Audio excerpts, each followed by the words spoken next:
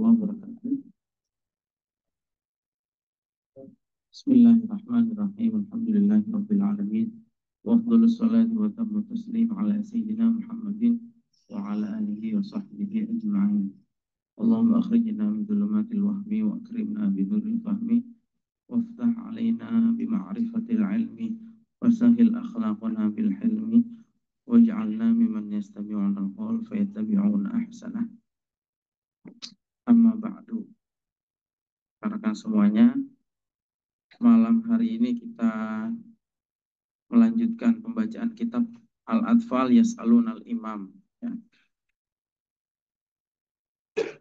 Pertanyaan-pertanyaan anak-anak kecil yang diajukan kepada Imam Al-Azhar, ya, Syekh Ahmad At-Thayyib.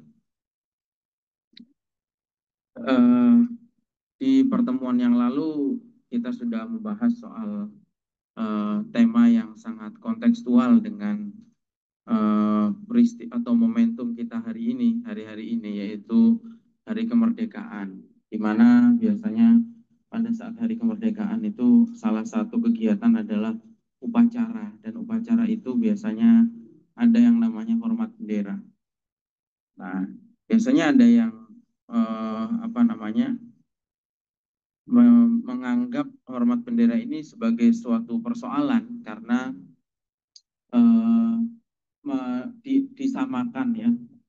disamakan hormat bendera ini dengan hormat atau menyembah berhala.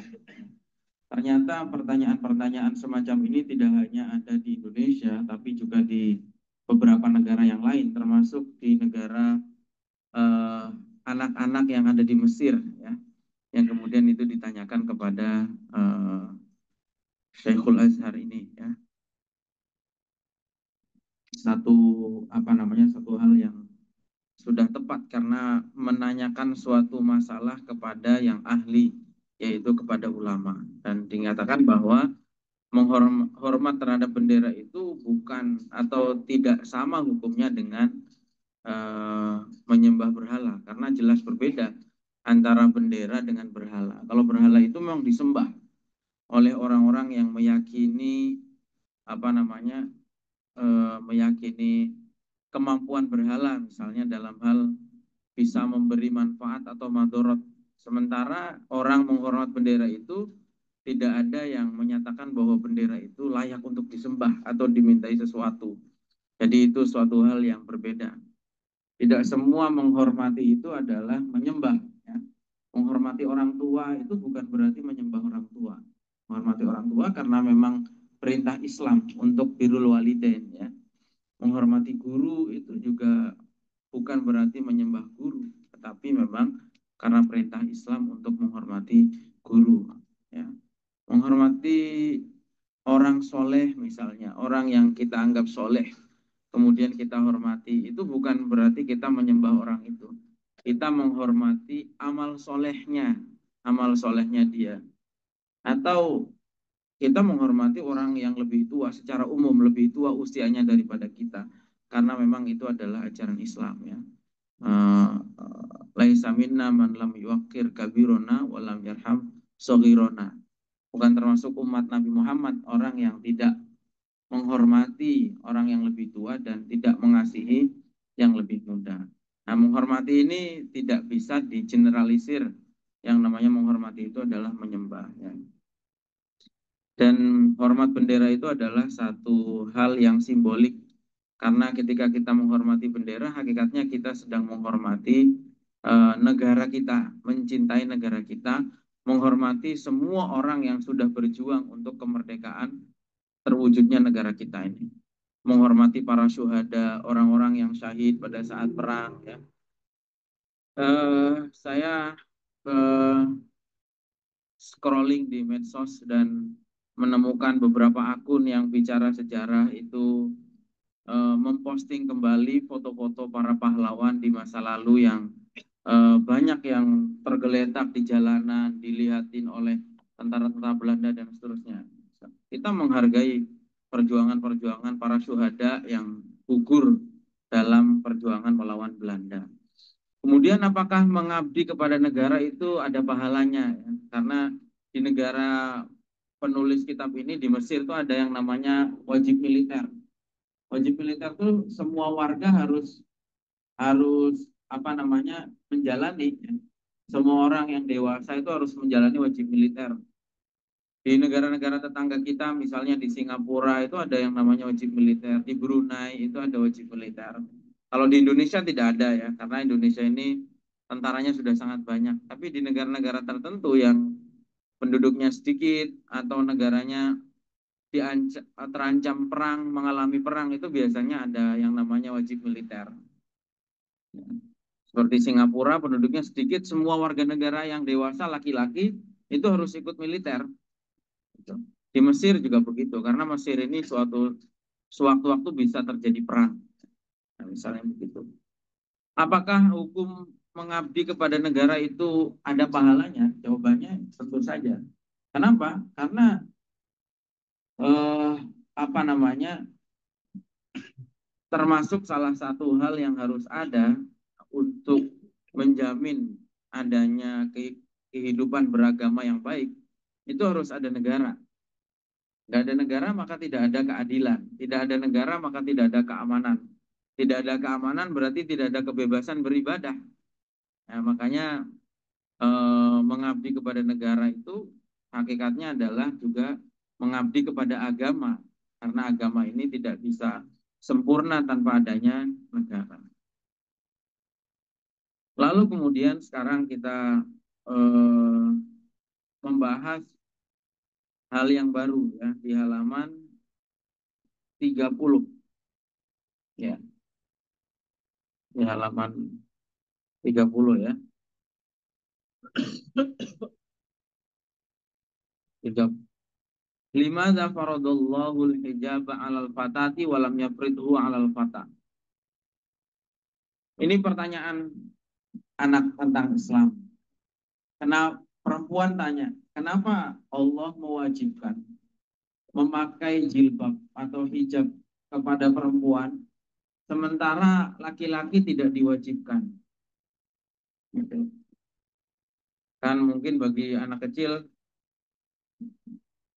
yang belum terbiasa ini terlihat tidak adil karena laki-laki boleh membuka kepalanya misalnya atau membuka badannya secara lebih terbuka sementara perempuan tidak. Kenapa perempuan harus pakai jilbab atau harus pakai hijab? Jawaban beliau adalah hijabul mar'ati minasyara'i'id diniyati ta'abudiyati allati ja'a bihal Islam. Hijab itu adalah perintah di dalam Islam. Wa ahammu hikmatin min ajliha furidatil a'mal at-ta'budiyati fid din. Wa hiya tahqiqu ma'nal ikhtiyar lil insan bil inqiyadi wal imtisal. Jadi begini. Persoalan kenapa perempuan itu harus memakai jilbab atau memakai hijab itu adalah persoalan ibadah yang ta'abudi. Ibadah itu ada dua yang dicatat ya. Ibadah itu ada dua. Satu adalah ibadah yang ta'abudi. Dua adalah ibadah yang ta'akuli. Nah, ini ada kategori ta'abudi di sini. Ta'abudi itu adalah hal yang memang sudah mutlak harus kita imani. Yang ta'abudi ini misalnya bagaimana? Misalnya sholat 5 waktu. Tidak perlu kita tanya, kenapa sholatnya sehari 5 waktu? Kenapa kalau subuh 2 rakaat, kalau zuhur 4 rakaat, kalau maghrib 3 rakaat? Itu namanya perkara ta'abudi yang harus kita imani.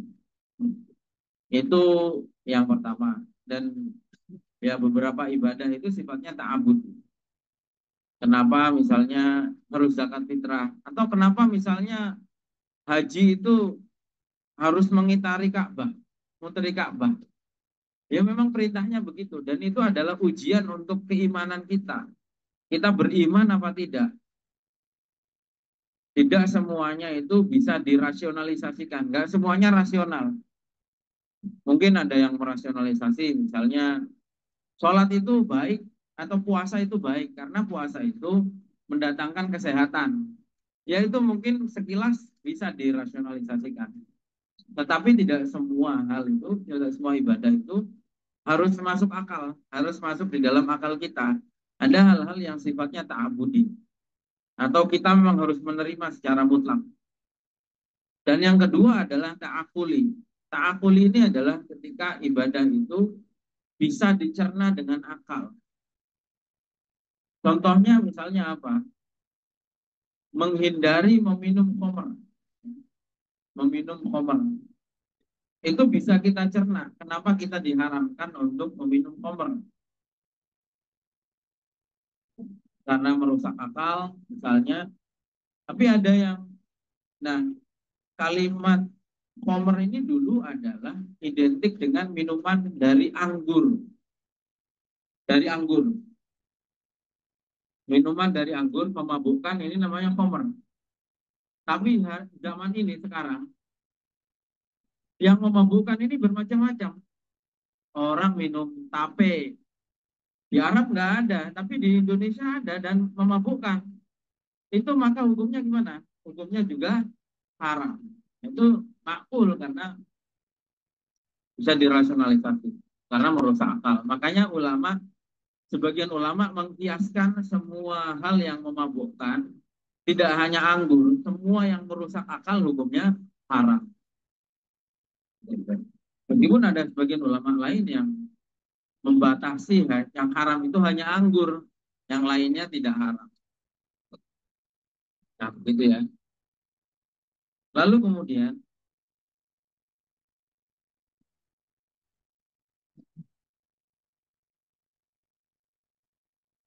nah, oke, jadi gini, karena itu, karena masalah hijab ini adalah masalah yang ta'abud, maka tidak patut bagi orang atau perempuan yang beriman untuk mempertanyakan kenapa dia harus berhijab. Kenapa laki-laki tidak harus? Sebagaimana juga laki-laki tidak patut mempertanyakan misalnya kenapa laki-laki wajib berjihad perang dalam keadaan ada penjajah misalnya, sementara perempuan tidak. Atau misalnya laki-laki mempertanyakan kenapa laki-laki harus memberikan nafkah kepada perempuan sementara perempuan itu tidak. Nah, karena kalau sudah begitu, kalau orang mempertanyakan hal-hal yang sifatnya ta'abudi, maka agama ini seakan-akan harus mengikuti kemauan kita. Padahal yang namanya beribadah itu adalah kita imtisal, mengikuti imtisalul awamir wajtinabun nawahi, ya. Mengikuti perintah dan menghindari atau menjauhi larangan. Sekarang kalau semua diserahkan kepada keinginan manusia, ya kehidupan ini hancur. Misalnya seperti ini, orang-orang tukang ojek atau pedagang pengennya nggak usah ada hujan, ya nggak? Karena kalau hujan repot, nggak bisa ngojek kehujanan, penumpangnya banyak yang tidak mau order karena hujan, atau makanan juga begitu, malas ketika hujan itu orang jadi malas keluar, pedagang-pedagang akhirnya sepi.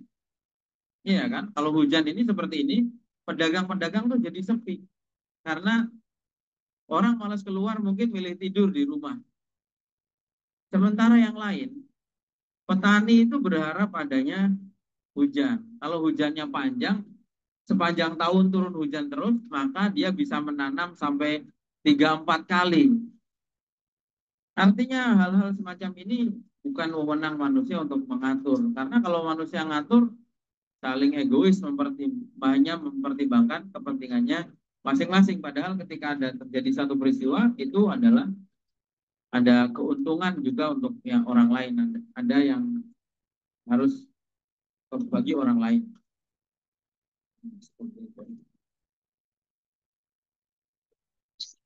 Jadi agama ini ada hal-hal yang sifatnya memang ta'abudi. Mau tidak mau kita harus menjalankan. Sholat nggak layak kita pertanyakan. Zakat nggak layak untuk kita pertanyakan. Pokoknya kita sebagai orang yang sudah mengikrarkan diri beriman, berislam, maka harus mengikuti itu secara patuh. Ya itu ya.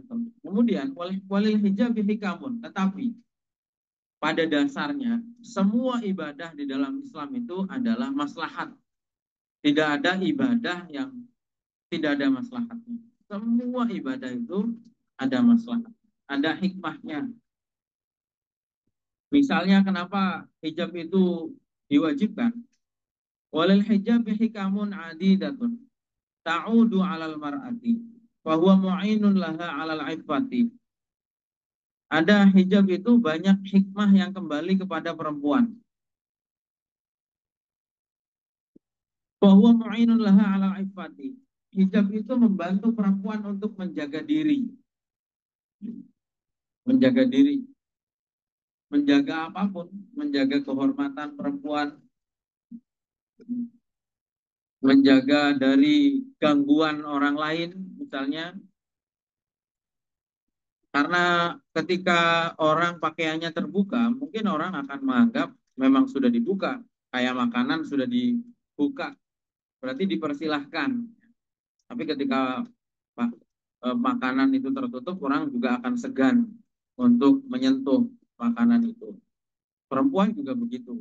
Ditutup itu dalam rangka menjaga kehormatannya, menjaga dirinya, menjaga dari gangguan orang lain, dan seterusnya. Ada banyak hikmah di balik diwajibkannya hijab. Selain itu, tentu juga adalah apa namanya? Di samping itu penting untuk menjaga kesehatan perempuan, karena dengan hijab perempuan itu rambutnya tidak langsung terpapar matahari sehingga eh, lebih sehat, gitu ya. Lalu kemudian tidak terkena debu dan seterusnya. Dan ada banyak hikmah-hikmah yang lain.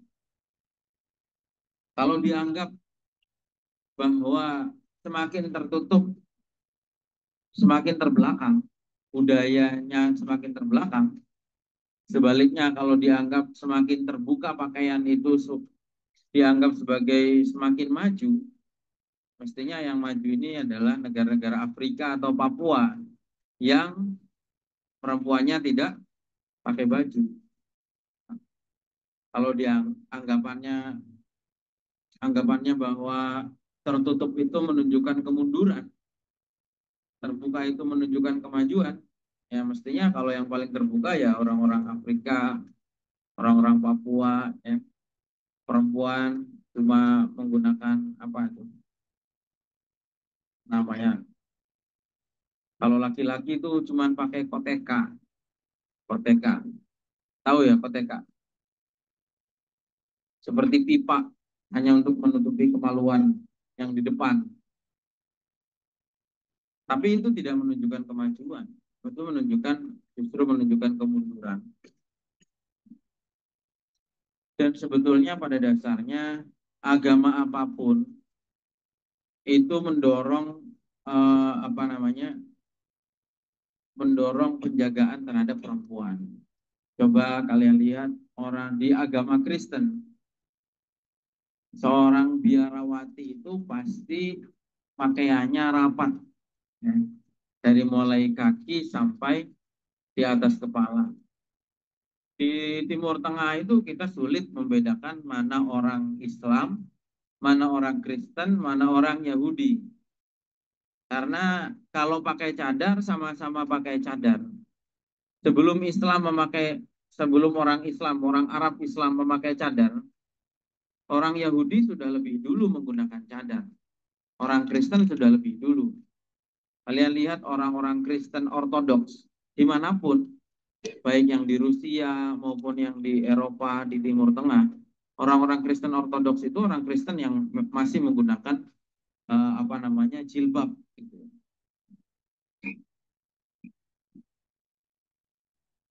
Nah, pada dasarnya seperti itu. Orang Yahudi juga demikian. Bahkan Yahudi menggunakan cadar jauh sebelum Islam.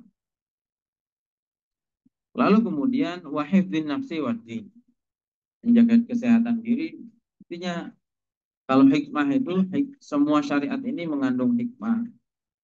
Bisa jadi kita tahu hikmahnya, bisa jadi kita tidak tahu. Tapi kita meyakini bahwa semua syariat ini mengandung maslahat.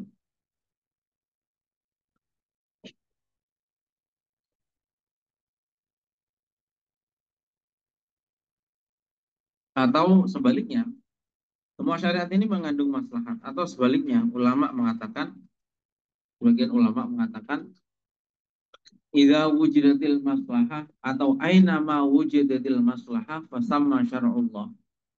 Dimanapun ada kemaslahatan, maka disitulah ada Islam. Maka dimanapun ada maslahat, disitulah Islam. Karena inti daripada agama itu adalah maslahat. Bisa jadi kita tahu, bisa jadi kita tidak tahu. Ada yang bisa kita cerna, ada yang belum bisa kita cerna.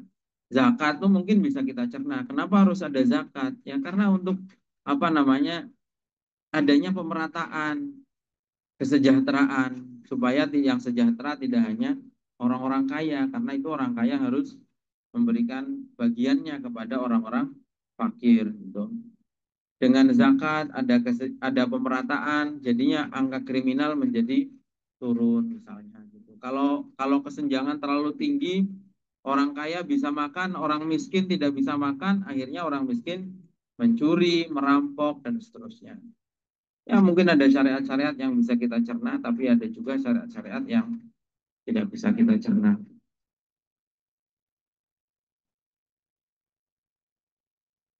Ya termasuk contoh, meskipun penjelasannya ada. Termasuk contoh kenapa harus tawaf mengelilingi Ka'bah. Itu ta'abudi, suatu hal yang memang kita harus taati tanpa harus bertanya kenapa harus harus seperti itu. Meskipun hikmah itu ada.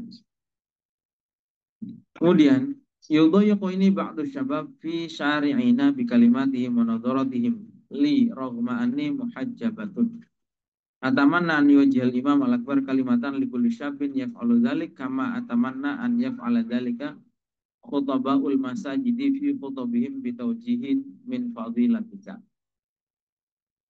Jadi ada perempuan yang curhat bahwa ketika berjalan itu diganggu oleh sebagian pemuda.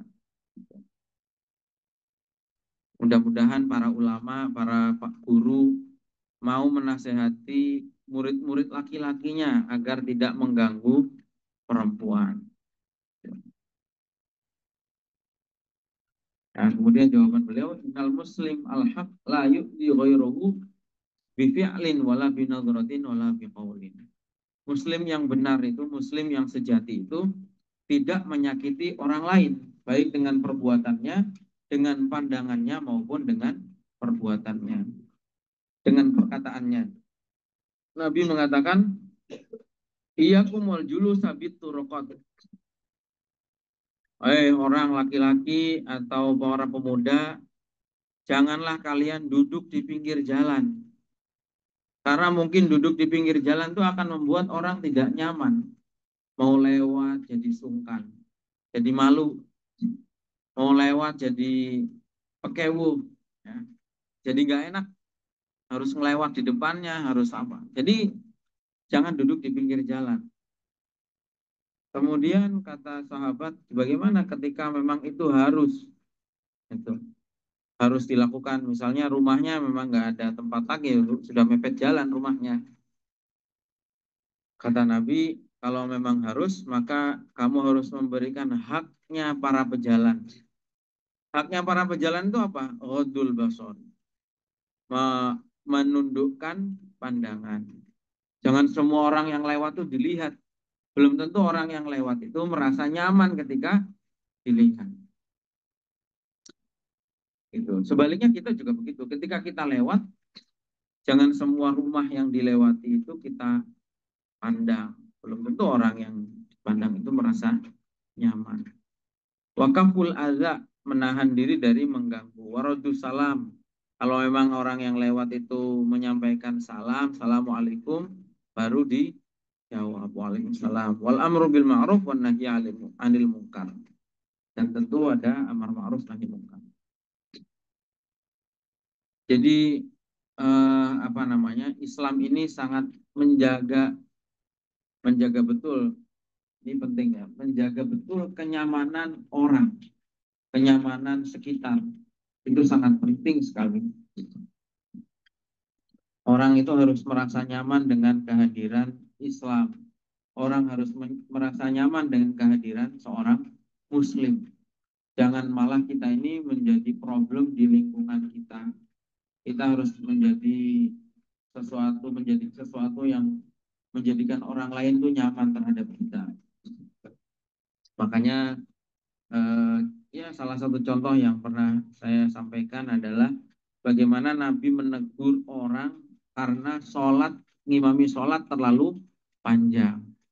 Dosa nggak baca Al-Quran itu? Sama sekali bukan dosa. Itu pahalanya sangat besar.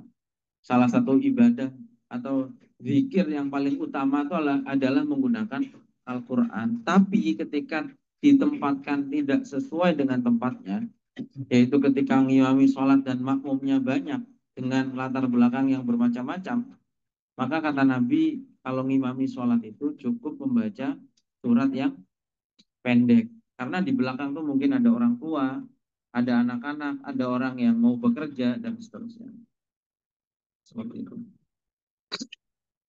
Nah, sekarang kalau hanya duduk-duduk di pinggir jalan saja, itu dilarang oleh Nabi, bagaimana dengan gangguan yang lebih parah, lebih serius? Ya, misalnya ya sekarang ini kadang ya kita tahu ada fenomena yang namanya Islamofobia, takut terhadap Islam. Dan itu salah satunya karena perilaku sebagian umat Islam sendiri yang menjadikan orang tidak nyaman.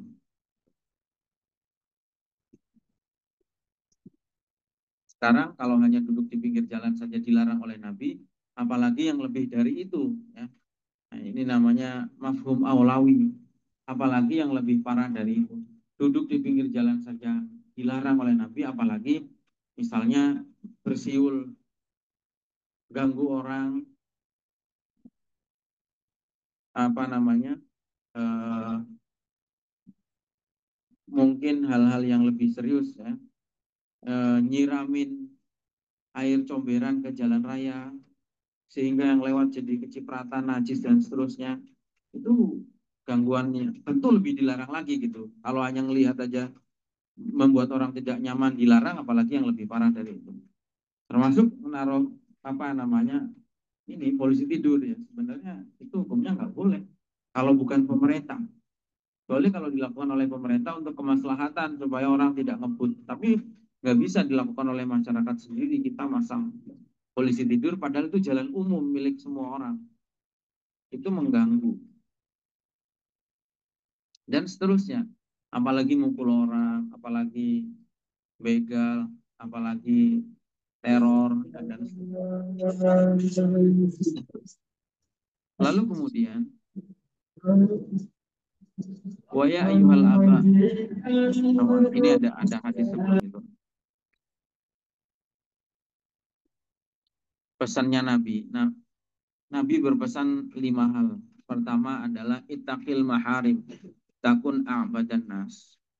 Yang paling sulit atau yang paling penting untuk diperhatikan adalah jauhilah hal-hal yang haram. Maka kamu akan menjadi orang yang paling sempurna ibadahnya. Jalankan perintah sama menghindari larangan itu lebih berat mana? Hmm? Menjalankan perintah sama menjauhi larangan lebih berat mana? Menjauhi larangan lebih berat. Karena kalau melakukan kewajiban itu semua orang bisa, tapi kalau menjauhi larangan itu sulit. Hanya sebagian orang yang bisa menghindari larangan. Gitu. Makanya eh, makanya Nabi itu bilang begini, idza amartukum bi amrin fa'tu minhu mastata'tum. Idza amartukum bi amrin fa'tu minhu mastata'tum. Tapi wa idza apa namanya? Nahaitum fantahu. Kalau yang ditekankan betul oleh Nabi itu adalah bagaimana menjauhi larangan. Itu lebih sulit. Wardo bima qasamallahu laka takun agnan nas. Dan terimalah apa yang sudah diberikan oleh Allah kepada kalian, maka kalian menjadi orang yang paling kaya di antara semua manusia. Makanya konsep kaya dalam Islam itu bukan yang banyak hartanya, tetapi yang hatinya cukup. Itu yang disebut dengan qanaah. Al-qanaatu kanzun la yafna. Ya. Qanaah itu adalah apa namanya? Gudang yang tidak akan ada habisnya. Selama orang kaya, hartanya banyak, tapi terus merasa kurang, maka selamanya dia miskin. Mentalnya masih akan tetap miskin terus. Tapi ketika orang miskin, orang hartanya sedikit, tapi merasa cukup, dia akan menjadi orang yang paling kaya. Sudah nggak butuh lagi sama orang. Orang kaya itu hidupnya susah. Harus begini, targetnya banyak. Tapi orang yang merasa cukup, orang yang qanaah itu apa namanya? Sudah paling enak. Makanya Nabi dalam hadis lain mengatakan al-ghina ghinan nafs. Kaya itu yang paling penting adalah kaya hati. Karena kalau kaya harta itu nggak akan ada. Orang yang merasa cukup itu nggak akan pernah ada. Sebanyak-banyaknya orang punya harta pasti akan selalu kurang. Kata Nabi, kalau kalian misalnya diberikan satu gunung emas, utuh emas semua satu gunung, maka pasti akan menanyakan, masih ada lagi nggak gunung lain yang seperti ini? Masih cari lagi. Wala yamla'u aina bani Adam illa turab, katanya. Manusia itu baru akan merasa cukup kalau matanya sudah diuruk dengan tanah. Sudah dia kuburan baru dia sadar. Yang bisa memenuhi itu hanya tanah kuburan. Selama begitu, selama belum itu terus saja merasa kurang terus begitu. Lalu kemudian wahsin ila jarika takun mukminan. Baiklah kepada tetangga, maka kamu termasuk orang yang beriman. Wa ahibbalin nasi ma tuhibbu li nafsik takun musliman. Apa namanya? Lakukan kepada orang lain sesuatu yang kamu suka. Hmm. Kalau kamu suka terhadap sesuatu, lakukan sesuatu itu kepada orang lain. Kalau kamu tidak suka, jangan lakukan itu kepada orang lain. Ya ini apa namanya pesan-pesan yang sangat apa namanya sangat penting sekali ya dari Nabi. Di mana semua pesan-pesan ini isinya adalah tentang kepedulian sosial, tentang apa namanya tentang hubungan baik kita dengan sekitar. Ya. Kita memperlakukan orang lain itu dengan cara yang kita sukai, dengan cara yang apa namanya kita ingin diperlakukan seperti apa, kita perlakukan orang lain seperti itu dengan cara itu. Kalau kita nggak suka dengan sesuatu, jangan melakukan itu kepada orang lain. Gitu. Wa ya ayyuhal aba, dan wahai orang tua, alaikum bitarbiyati abnaikum alal jadati wal khalqil hamid. Wahai orang tua, didiklah anak-anak kalian ini dengan serius, dengan akhlak yang mulia dan dengan penuh tanggung jawab. Bantulah anak-anak ini untuk merencanakan masa depan mereka secara baik sehingga mereka uh, tidak menjadi manusia yang gagal dan mengganggu, menjadi sampah masyarakat, kira-kira begitu, mengganggu orang lain. Karena Allah akan mempertanyakan itu pada hari kiamat. Kullukum ra'in wa kullukum mas'ulun an ra'iyati. Kemudian Berikutnya di halaman 33. Limadza ta'tinal ikhtira'at al-hadisati minal biladil gharbiyati wa nahnu la nakhtari'u syai'an mislahum. Ini pertanyaan juga kegundahan anak-anak. Sebetulnya ini juga kegundahan orang tua. Kenapa banyak penemuan-penemuan modern? Kenapa banyak teknologi justru dihasilkan dari barat, dari negara-negara Amerika, Eropa? Ini anak-anak ini mungkin belum tahu. Sekarang Eropa, Amerika ini sudah sedikit demi sedikit sudah bergeser. Sekarang semua barang di dunia, penemuan-penemuan baru, teknologi baru sudah mulai bergeser dari Eropa, Amerika kemana? Kemana? Ke Cina. Sekarang barang-barang mobil. Dulu mobil paling laris, orang kaya paling senang beli mobil apa? Alphard, ya. Paling senang beli mobil Alphard. Sekarang penjualan mobil Alphard itu sudah kalah sama mobil Cina yang lebih canggih, harganya lebih murah. Sama bentuknya, namanya apa? Nah, melarat semua, nggak bakal sedih. Namanya Denza. Mobil Denza sekarang tuh banyak di jalan-jalan. Mobil Cina, modelnya kayak Alphard bentuknya, harganya lebih murah, fiturnya lebih canggih, itu mobil Cina. Sekarang sudah penjualannya sudah di atas Alphard. Sekarang kita pakai apapun, handphone, sekarang produk yang lebih canggih, lebih murah buatan Cina. Sampai kemarin pesawat tempur. India beli pesawat tempur dari Prancis. Katanya pesawat tempur paling canggih saat ini yang ada. Namanya Rafale. Pesawat tempur Rafale. Pakistan beli pesawat dari Cina. Pesawat yang paling murah belinya kredit nyicil. Pesawat yang paling murah namanya J10. Perang cuma 2 hari, pesawat India yang canggih 5 jatuh semua. Pesawat yang murah Cina kredit menang. Sekarang udah bergeser, robot-robot semua diproduksi di Cina. Sekarang kecanggihan ada di Cina. Sekarang kita lihat di jalan-jalan, mobil udah ganti. Dulu mobilnya mobil-mobil Jepang, Amerika, sekarang mobilnya BYD, mobil Cina, Chery, mobil Cina, apalagi itu Wuling, mobil Cina. Kenapa? Persoalannya bukan itu, tetapi persoalannya wanah nulanah tari'u syai'an mislahu. Kenapa kita sebagai umat Islam tidak bisa memproduksi yang semacam seperti mereka? Ini pertanyaan sebetulnya sudah sangat lama sekali. Dulu pernah ada seorang Timur Tengah, namanya Syakib Arsalan. Syakib Arsalan ini dulu menulis buku sangat populer sekali. Judulnya adalah Limadza tata'akhkharul muslimuna wa taqaddama ghairuhum. Kenapa umat Islam itu mundur dan bangsa lain maju?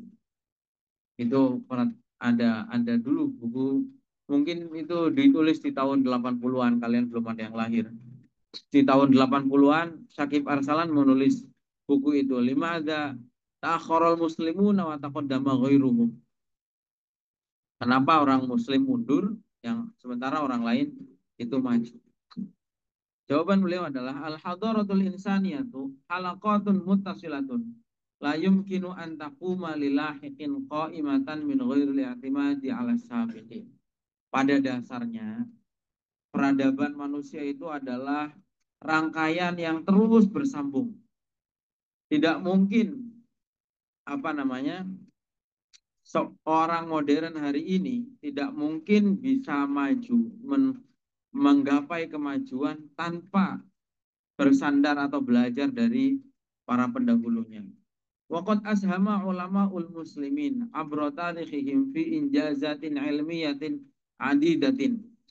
Dan para ilmuwan Islam dulu sepanjang sejarahnya itu sudah menyumbangkan sumbangan-sumbangan yang sangat penting dalam bidang ilmu pengetahuan.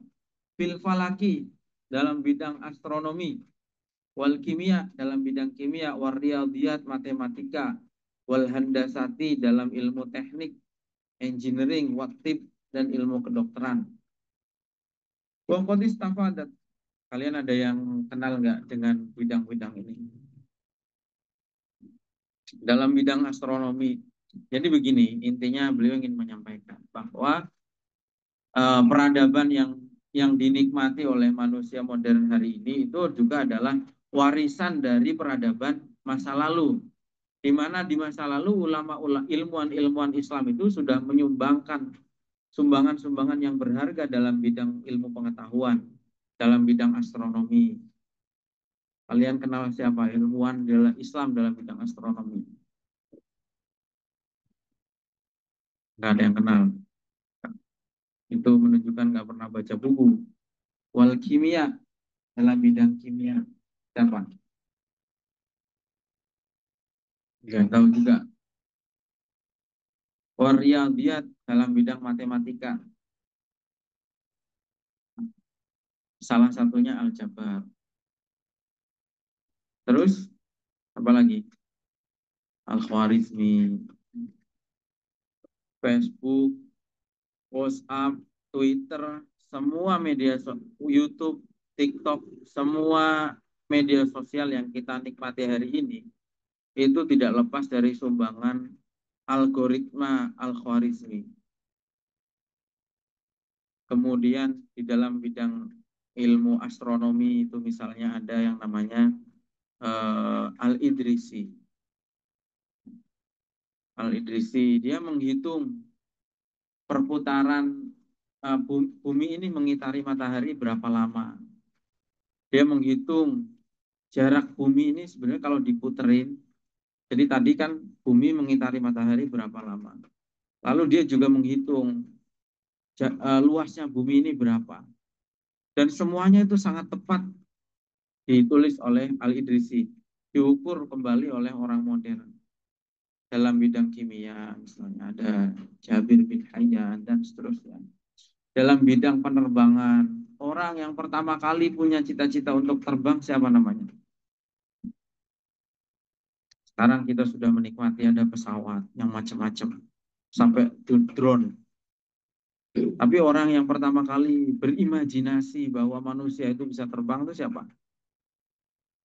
Seorang ulama namanya Abbas Ibnu Firnas. Ibnu Firnas, tadi dibaca lagi. Kebetulan Abbas bin Firnas ini orang Irak. Saya ketika ke Baghdad, lihat monumennya Abbas bin Firnas, dibuat patung. Abbas bin Firnas ini punya semacam apa namanya ya, kayak kalau sekarang itu Superman tuh punya apa tuh namanya di belakang, yang di belakang kayak sayap ya. Jadi Abbas bin Firnas tuh naik ke atas, lalu dia bikin kayak sayap. Dia sudah punya pandangan bahwa pada akhirnya nanti manusia itu akan bisa terbang. Mungkin tidak terjadi bukan di masa itu, tetapi sumbangan ide itu dan cikal bakal itu sudah dirintis sejak di zaman ilmuwan-ilmuwan muslim itu tadi.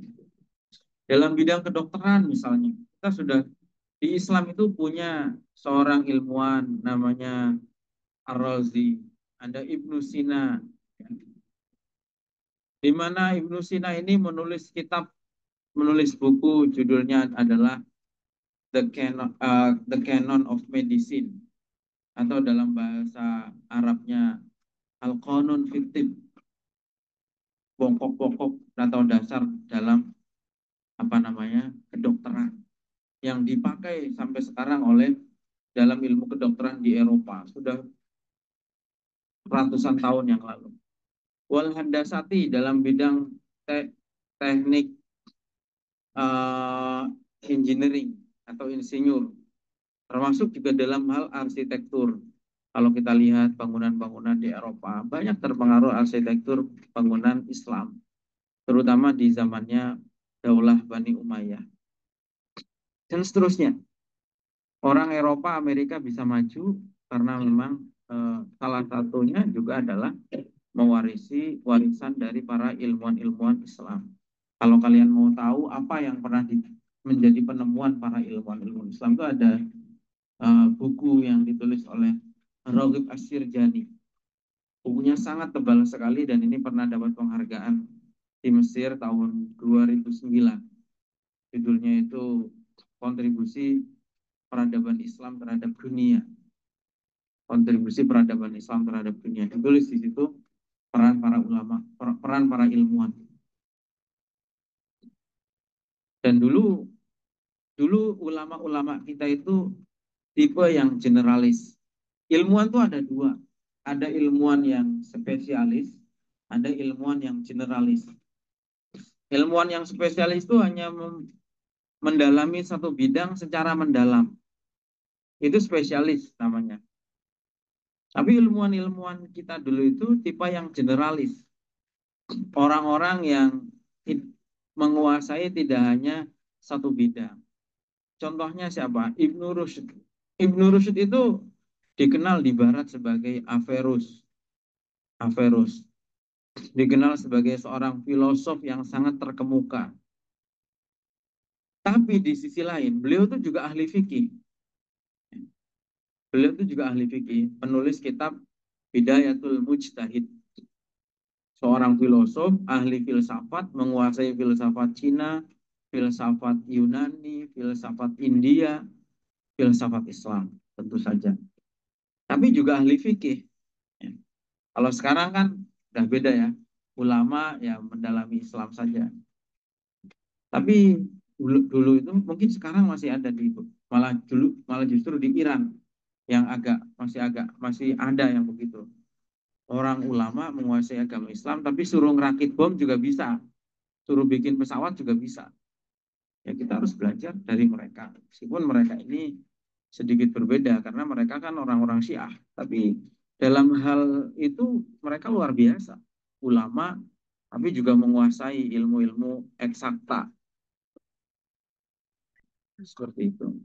Jadi lalu waminnah yatin ukhra. Jadi begitu bahwa peradaban itu terus bersambung ya. Dan kemajuan yang dialami oleh manusia modern hari ini itu juga warisan dari ulama-ulama Islam di masa lalu. Lalu kemudian wa min nahiyatin ukhra fa innal arab wal muslimin syuraka fa'iluna fin nahdatis sina'iyatil hadisa. Pada dasarnya sekarang meskipun beberapa negara mayoritas muslim bukan negara maju, tapi beberapa orang muslim itu menjadi ilmuwan-ilmuwan yang besar di internasional. Ya. Misalnya contoh ada seorang perempuan dari Uni Emirat Arab itu yang memimpin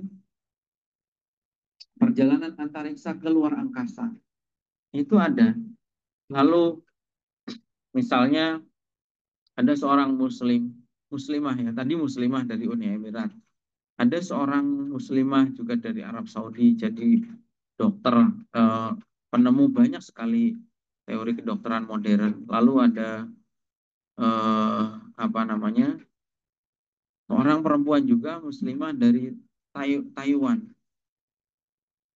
Saya nama-namanya nggak hafal, tapi kalau kalian lihat nanoteknologi, barang-barang yang sangat kecil, itu dia yang menjadi paling depan. Terus pemenang Nobel kimia itu beberapa juga orang Muslim. Artinya ada gitu.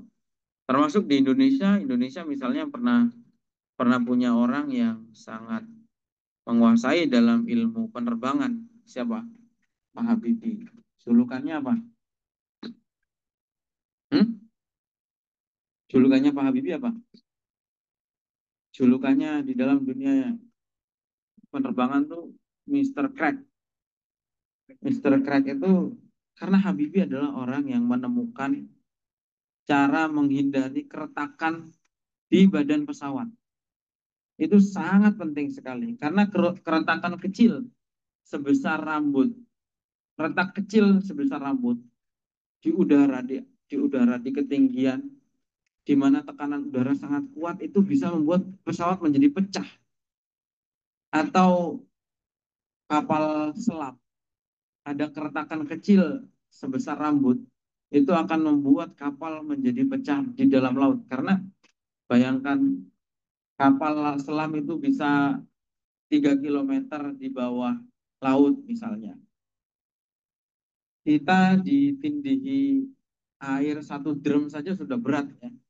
Nah kapal selam itu kan, jadi jangan bayangkan orang nyelam di laut itu gampang. Orang menyelam di laut itu kalau sudah dalam, kalau mau naik harus miring. Kalau begini kepalanya pecah karena natap air yang sangat berat. Nah kapal selam itu contohnya yang pernah pecah di Bali. Kapal selamnya Angkatan Laut itu contoh ketika mengalami keretakan kecil sehingga kapal itu langsung meledak. Habibie adalah orang yang menemukan bagaimana caranya menghindari keretakan itu. Sebagai seorang ilmuwan Muslim, orang Indonesia yang sangat religius, ya dia yang punya kontribusi di bidang itu. Artinya person-person banyak yang menjadi punya kontribusi besar dalam bidang keilmuan. Ya.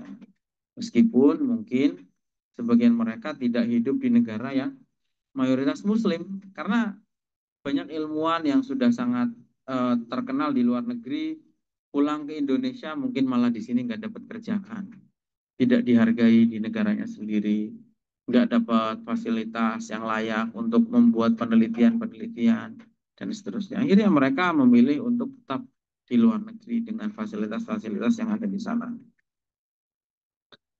Jadi seperti itu ya. Ada banyak orang, nanti kalian kalau mau cari, ada pemenang, ada peraih Nobel kimia, fisika yang Muslim itu. Ya. Dan sebetulnya eh, apa namanya, sejarah itu terus berputar. Dulu kira-kira 6.000 tahun yang lalu pusat peradaban itu ada di Mesopotamia, di Irak, daerah Mesopotamia ya. Sekarang Irak, Syria itu Mesopotamia. Lalu kemudian setelah Mesopotamia 4.000, 2.000 tahun berikutnya, 1.000 tahun berikutnya itu adalah eranya Mesir kuno di zamannya Fir'aun. Ya. Ada piramid dan seterusnya. Itu dulu menjadi pusat peradaban. Lalu di era setelahnya ada uh, Hindus ya, di daerah yang sekarang India. Lalu kemudian berikutnya di daerah Yunani, Romawi, lalu kemudian Romawi Persia, lalu kemudian Islam. Sejak abad ke-7, berarti kira-kira 1.500 tahun, sejak 1.500-an yang lalu, Islam memimpin peradaban. Di mana dulu Islam punya kota yang sangat maju sekali dalam bidang ilmu pengetahuan, menjadi pusat sains dunia yang bernama Baghdad. Lalu kemudian ada yang namanya Cordoba, lalu ada di Damaskus dan seterusnya. Itu adalah kota-kota di kota-kota umat Islam yang menjadi pusat keilmuan dunia. Dan sekarang sejak abad ke-19 pusat peradaban itu berpindah ke Eropa ya sejak revolusi industri. Jadi sejarah itu terus berputar begitu. Nanti juga akan tiba lagi masanya kalau umat Islam ini serius, umat Islam juga bisa kembali uh, memimpin peradaban. Ya. Jadi seperti itu ya.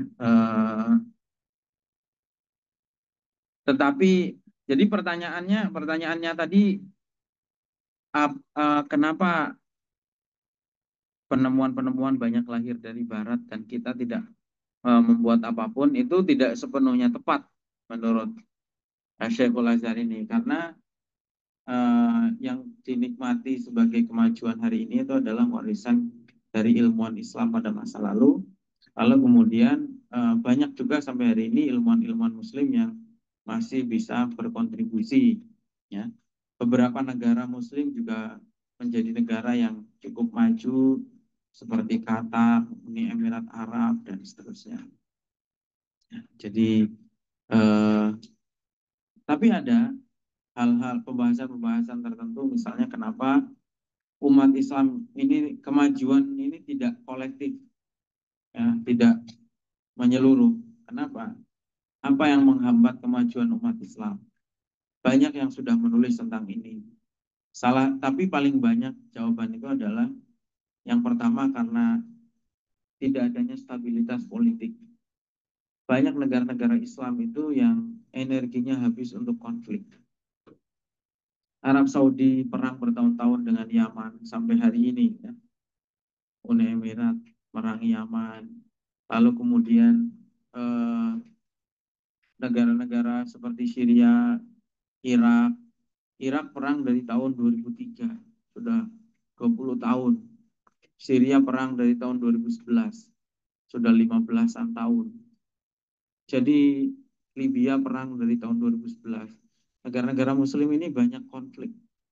Sudan pecah menjadi Sudan dan Sudan Selatan. Somalia perang, ada Somaliland dan seterusnya. Dulu Pakistan perang, pecah menjadi Bangladesh, pecahannya Bangladesh dan seterusnya. Habis energi kita itu karena konflik. Karena itu ya kita ini harus menjadi penyeru-penyeru persatuan dan perdamaian. Karena energi umat Islam ini sudah habis untuk konflik, sehingga itu salah satu hal yang menjadi penyebab utama terhambatnya kemajuan. Sehingga kita tidak berpikir untuk bagaimana pengembangan ilmu pengetahuan, riset, teknologi, dan seterusnya. Lihat negara-negara yang maju, itu salah satu faktor utamanya adalah stabilitas. Cina itu bisa maju seperti sekarang, memang bertahun-tahun negaranya stabil. Nggak ada, ya apa namanya, kalaupun ada masalah, itu bukan masalah yang menyeluruh ke seluruh negara, tidak besar. Sebaliknya ekonominya terus tumbuh, bahkan sampai 15% tiap tahun, ya, selama puluhan tahun. Sehingga sekarang menjadi negara yang sangat maju, kemudian apa namanya, eh, sangat maju dan menjadi negara yang paling kaya di dunia hari ini. Sekarang Amerika terlalu banyak perang, tinggal nunggu kehancurannya saja. Sekarang utang Amerika sudah sangat besar, di mana-mana apa namanya, gelombang resesi dan seterusnya. Jadi stabilitas ini yang penting kita jaga dan kita bisa ikut berkontribusi di sini. Jadi apa namanya, di sisi lain ya memang beberapa negara Islam ini juga ketergantungannya tinggi kepada sumber daya alam. Banyak negara di Timur Tengah kaya, tapi bukan karena ilmu pengetahuan, tapi karena minyak. Dan nanti ketika minyaknya sudah habis, itu yang akan uh, sulit, gitu. Akan menyusahkan, karena bergantung hanya pada satu sumber saja. Jadi ilmu pengetahuan ini menjadi salah satu hal yang menjadi kunci sains dan ilmu pengetahuan. Kalau dulu di dalam kitabnya Imam Ghazali seperti Ihya Ulumuddin itu dikatakan bahwa ilmu-ilmu itu ada ilmu yang fardu ain dan ada ilmu yang fardu kifayah. Yang fardu ain ini seperti tata cara sholat, itu fardu ain, semua orang harus ngerti. Tapi ada ilmu-ilmu yang fardu kifayah. Seperti misalnya apa? Kedokteran itu ilmu fardu kifayah. Jadi kalau nggak ada umat Islam belajar ilmu kedokteran, maka seluruh umat Islam ini hukumnya dosa. Karena dosanya semua. Kalau nggak ada satupun yang belajar ilmu kimia, fisika, biologi, dan seterusnya, itu semua umat Islam menjadi dosa. Karena itu hukumnya fardu kifayah. Jadi harus ada orang. Nggak harus seperti kita semua belajar agama. Nggak harus begitu. Harus ada orang yang kuliah di kampus-kampus umum, eksakta, menjadi insinyur, menjadi ilmuwan yang menguasai bidang sains dan teknologi, itu ada, dan itu hukumnya adalah fardu kifayah. Karena kalau selama itu tidak terpenuhi, maka kita tidak akan pernah menjadi umat yang kuat. Gitu. Kalau hanya belajar agama saja nggak bisa. Gitu. Allah saja dalam menciptakan bumi itu membuat proses. Sebenarnya kun fayakun sudah bisa jadi, tapi sampai butuh waktu sampai 6 hari dan seterusnya. Karena Allah mau mengajari proses kepada kita. Kita juga begitu. Nggak bisa kita Ya Allah, minta tolong diturunkan emas 100 gunung misalnya biar Indonesia langsung bisa bayar utang. Nggak bisa begitu. Harus semuanya ada prosesnya. Gitu. Nggak mungkin. Jadi ini ya kita uh, suatu saat juga begitu. Saya dulu punya guru seorang ulama sufi padahal beliau, tapi beliau mendorong murid-muridnya untuk belajar sains. Jadi ini penting ya, tidak semuanya harus seperti kita belajar agama. Harus ada orang-orang muslim juga yang belajar ilmu-ilmu eksakta, sains, teknologi. Itu saja saya kira teman-teman semua. Jadi tiga pertanyaan ya yang sudah kita bahas soal ibadah-ibadah yang ta'abudi, lalu kemudian soal larangan membuat orang menjadi tidak nyaman terhadap kita sebagai umat muslim. Islam itu harus menjadi sumber kenyamanan, harus menjadi solusi dari persoalan, jangan pernah menjadi bagian dari masalah. Lalu yang terakhir adalah soal kenapa umat Islam ini tidak mengalami kemajuan yang kolektif ya. Salah satunya adalah itu tadi. Demikian saya kira ada yang mau disampaikan dari teman-teman. Pertanyaan atau tambahan? Nggak ada. Baik, saya kira cukup ya malam hari ini. Mudah-mudahan bermanfaat. Kita harus terus menambah wawasan pengetahuan kita dengan banyak membaca. Demikian saya kira wallahu a'lam bishawab. Assalamualaikum warahmatullahi wabarakatuh.